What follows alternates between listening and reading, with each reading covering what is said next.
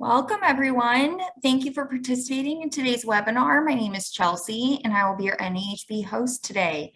Today's session is being recorded and will be uploaded for on-demand viewing on NAHB.org in just a few days. Steve, if you wouldn't mind hitting next.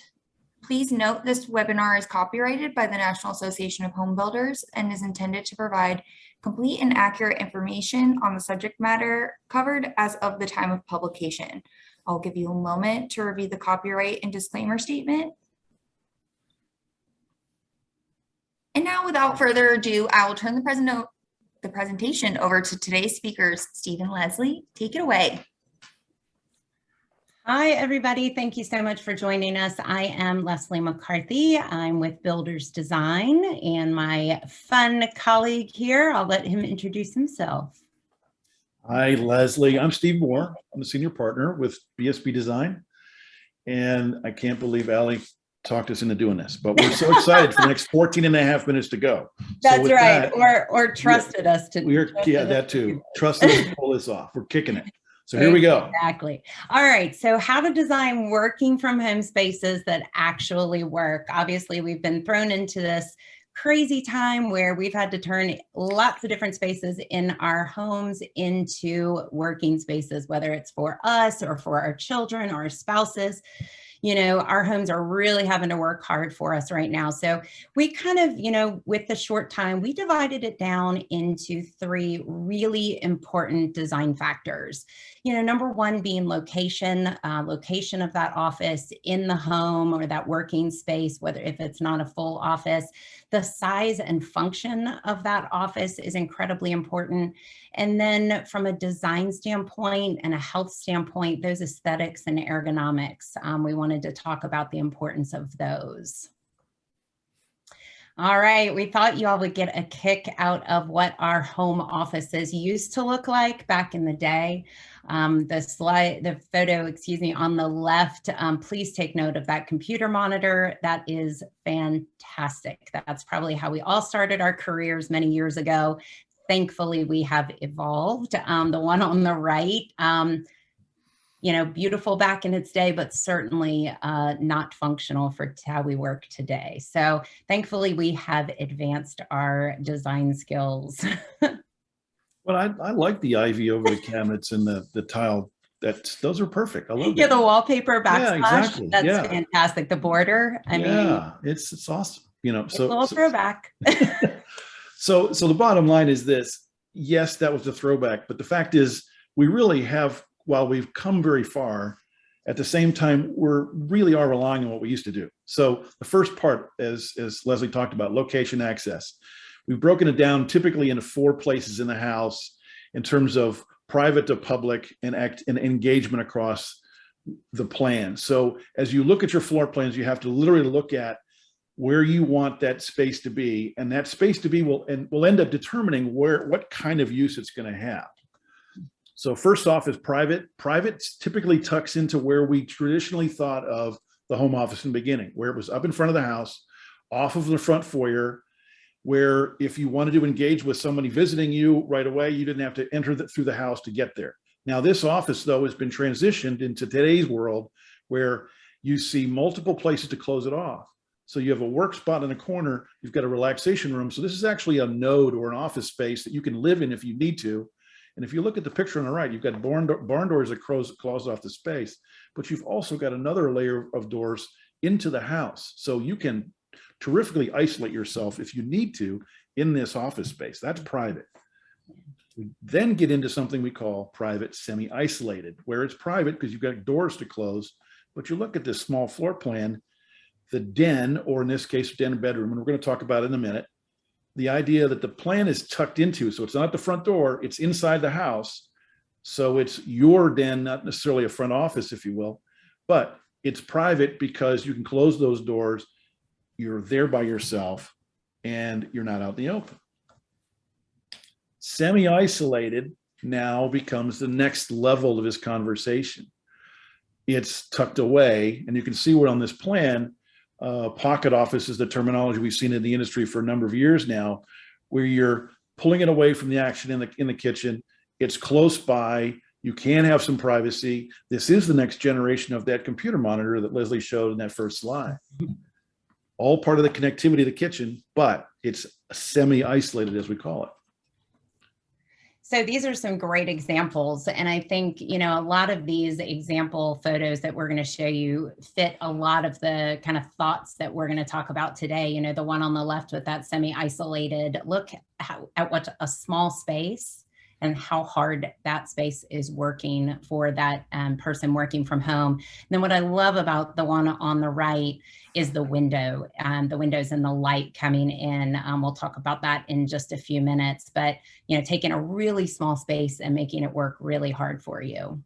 Yeah, I love this. This is fantastic. This is great. This is, you know, if you look at the plan on the right, that space was supposed to be completely open, you know, obviously allowing the buyers to use it for whatever they need it, whether it be a dining room, or what we decided to do with it is to close it off with these fantastic glass barn doors and make it that semi-isolated office. So you still have some privacy, but it's completely open to the rest of the home. So you can watch your kids doing their homework. You can see that they're engaging in their schoolwork if they're, you know, schooling from home, that sort of thing. So you're still part of the goings-ons in your home, but when you need some privacy, you just close those doors and can have a conversation in there. You know, if that was my room, my kids would be on the other side of the glass making funny faces while I was on this computer. Absolutely. You'd have to have a full-time cleaning staff to clean those. Exactly. Okay, so now we get into the public environment where you want to be directly connected with all the activity that's going on in day-to-day life, which, as we know, is still the kitchen, dining, great room area. In this particular layout, this officette, as it's called, this particular builder had a three-way option going on here. As you can tell, if you look at the plan, this would be a perfect spot for a bar. Mm-hmm. Or it could be a perfect spot for wine storage, wine cooler, any of those kinds of things. But they chose to make it an offset, as they call it. So it's engaged. Leslie and I talked about this. There's no way in any way possible either one of us would office in that space. No. But again, remember, it's not about us. It's not about you. It's about your customer. And there are customers that want those options. So make sure when you offer this, you understand you're getting someone that wants to stay engaged with everybody. Mm-hmm. But we also need to find a place for the bar and the wine room. That's true. In that one too, right? It's a good point. I'll get to work on that. I'll get to work on that after we get done. Exactly. Upstairs, secondary family rooms for kids. We identify this area and say, okay, this is a family zone environment. So we start to say, okay, give them a place where the kids can engage in any of those kinds of learning environments or work environments outside of their bedrooms if they so choose. So we take that family zone without disturbing the ability of the family zone to function as a family room, but still augment it with the idea of being able to learn. And Leslie, I know you made it a point. The question is whether or not kids are going back to school or not, if they're virtual learning. The bottom line is we don't know. Right. And since we don't know, why not plan ahead for it and enable them to study if they need to? Absolutely. Because that can change in a day. Yeah. You know, it can change in a day. So, and I love this space for so many reasons. This space is, you know, not a very large room, but it hits all the boxes. You have natural light. You have a fantastic light fixture. So lots and lots of lighting in there, which promotes health. You have the doors, which make it, you know, semi-private. You have 5 working stations in there. While that might not be practical on an all day, everyday basis for all the kids, mom and dad, and everybody to work in there. What I love about this is it gives everybody a spot, you know, so you can keep your stuff, you know, your kids can keep their stuff in there, and then you can take shifts, but everybody has a place where they can kind of drop their school stuff, drop their work stuff, and have their own zone. And again, I'll reiterate, in a very, very small space. So this room is a 10 for me. Right. Guess what? We're behind already. All right, second stage. Size and function is really, really important, as we've talked about a little bit to begin with. So the determination of your function invariably will decide what the size of the space is. So you look at your plan, you lay it all out.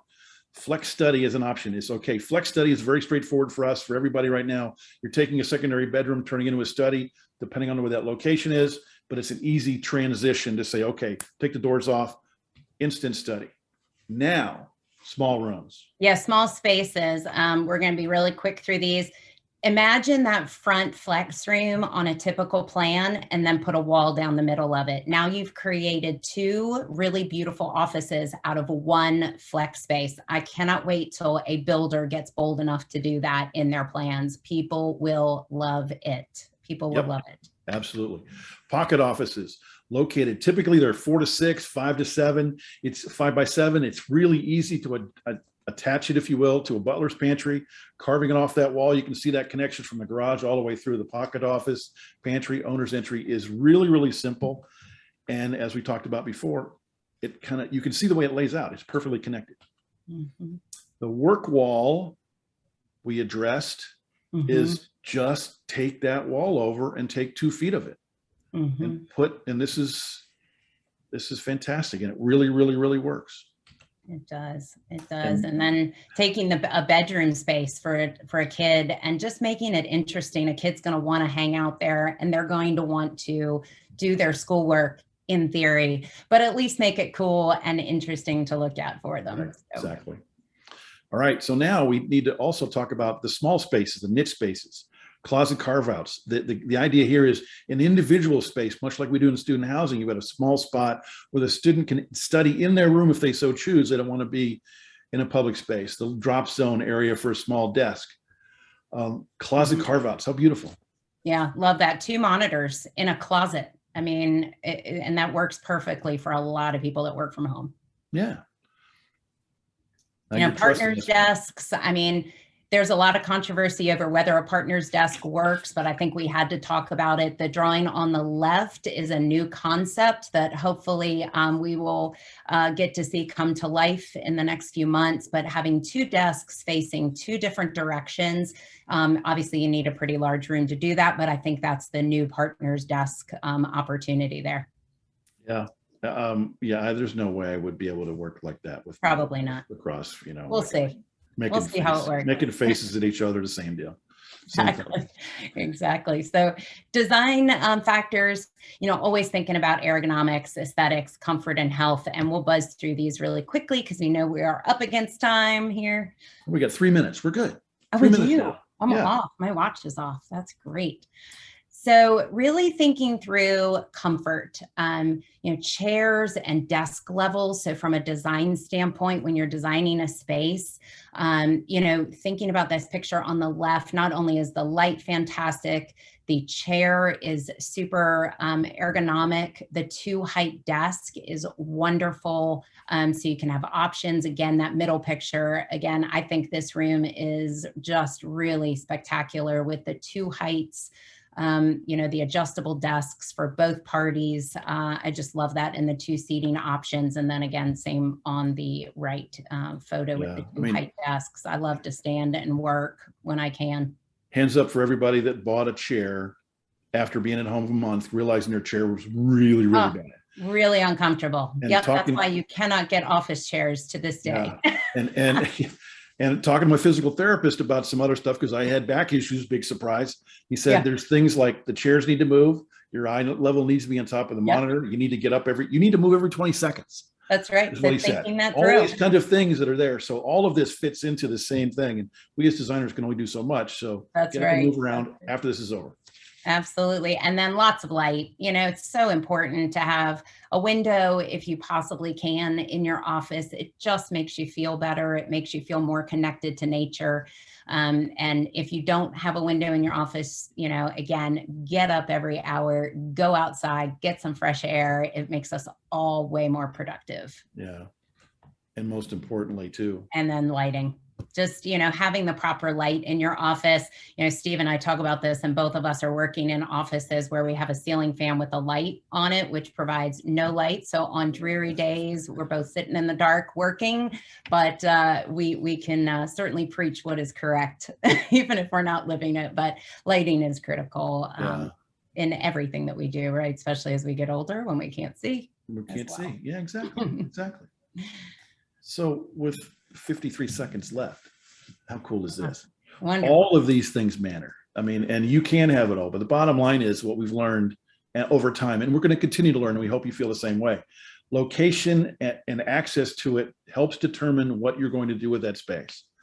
In addition to that, then once you get identified location, it also helps identify size and how that space is going to function. So you have private, you have semi-private or semi-isolated and public, and that depends how the family and how the users are going to use that space. But most importantly, aesthetics and ergonomics. You have to understand how people are going to live in it every day. Leslie, what do you want to add? That's it. I think you did a great summation, and I'm just so happy that we were able to spend time with everybody today. I wish we could see your faces, but they were not lying when they said 15 minutes goes really fast. I didn't realize how long Steve and I could talk. So thank you all for spending your afternoon with us. Absolutely. Thank you so much. Thank you so much, Leslie and Steve, for joining us today, and to everyone who's still on the call. As a reminder, today's webinar was recorded and will be available for on-demand viewing on NAHB.org in just a few days. In the meantime, if you have any questions or feedback, please send it to nahblearning@nahb.org. Also, stick around after we end the event for a brief survey regarding today's webinar. Thank you all so much for joining us. That concludes today's webinar. Have a great day, everyone. Just say we were great. That's all we ask. That's right. Bye. Thanks. Bye, Steve. Bye, Bye. Chelsea. See you.